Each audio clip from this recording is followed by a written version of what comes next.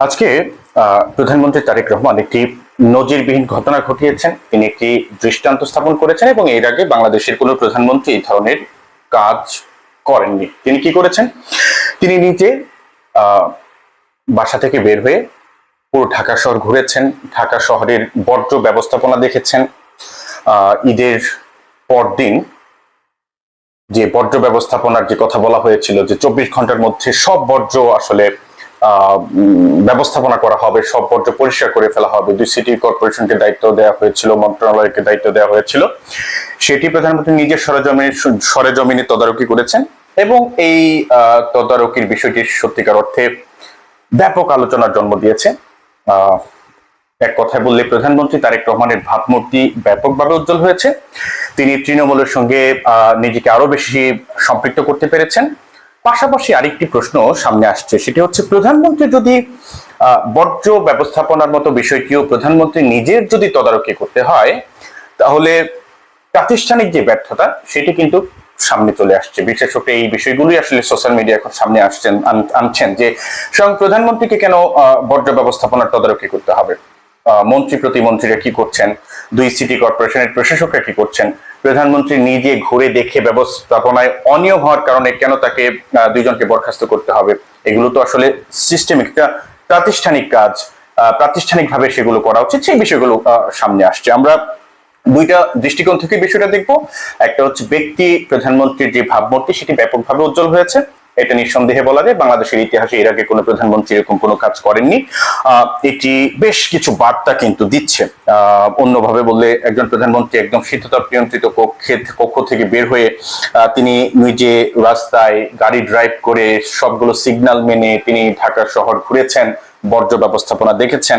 এখানে তাৎক্ষণিক জবাবদিহিতা এবং কঠোর বার্তার যে বিষয়টি সেটি কিন্তু সামনে আসছে এবং দুজন কর্মকর্তাকে, দুই সিটি কর্পোরেশনের দুজন কর্মকর্তাকে বরখাস্ত করার মধ্য দিয়ে নিশ্চয়ই মাঠ পর্যায়ে যারা কাজ করছেন তাদেরকে একটি নতুন বার্তা দেওয়া হয়েছে।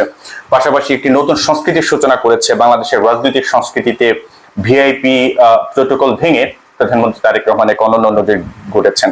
আমরা যদি এটি আরেকটা দৃষ্টিকোণ থেকে দেখি, সেটি হচ্ছে যে প্রাতিষ্ঠানিক প্রশ্ন, যে প্রাতিষ্ঠানিক প্রশ্নটি এই মুহূর্তে সামনে আসছে, সেটা হচ্ছে কেন প্রধানমন্ত্রীকেই নামতে হবে, কেন প্রধানমন্ত্রীকেই নামতে হবে। মানে যে প্রশংসা সোশ্যাল মিডিয়ায় হচ্ছে, প্রশংসার উল্টো দিকেও একটা প্রশ্ন জন্ম নিয়েছে, সমালোচনা হচ্ছে, সেটি হচ্ছে যে বর্জ্য ব্যবস্থাপনার মতো একটি রুটিন কাজ তদারকি করতে যদি খুব প্রধানমন্ত্রীকে মাঠে নামতে হয়, রাস্তায় নামতে হয়, তবে তা পুরো প্রশাসনিক ব্যর্থতার একটি সার্বিক চিত্র কিন্তু আমাদের সামনে আসলে তুলে ধরে।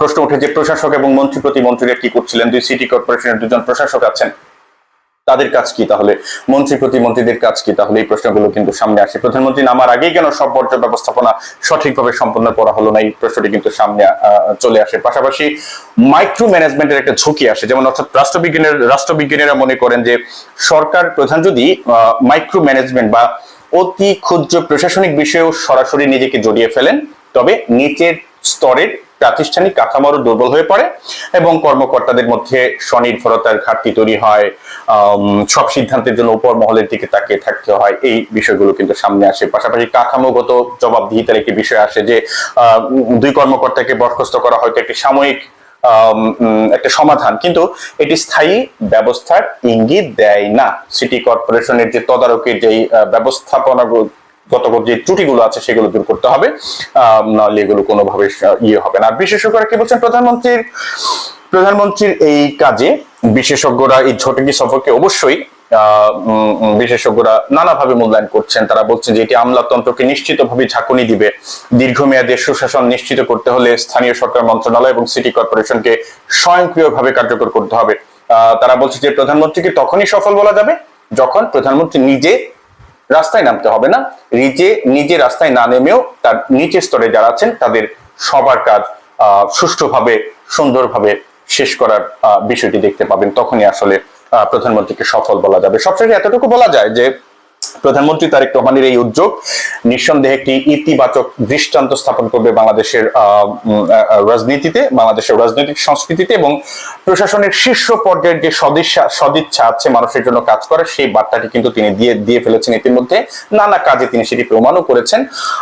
কিন্তু পাশাপাশি এই ঘটনা আরেকটি যে বিষয়টি সামনে এনেছে সেটা হচ্ছে স্থানীয় সরকার এবং সিটি কর্পোরেশনের শীর্ষ ব্যক্তিরা, কর্তা ব্যক্তিরা কি করছেন, তাদের কাজ কি, প্রধানমন্ত্রীকেই কেন নামতে হলো, এই পুরো বিষয়গুলো কিন্তু সামনে আসছে।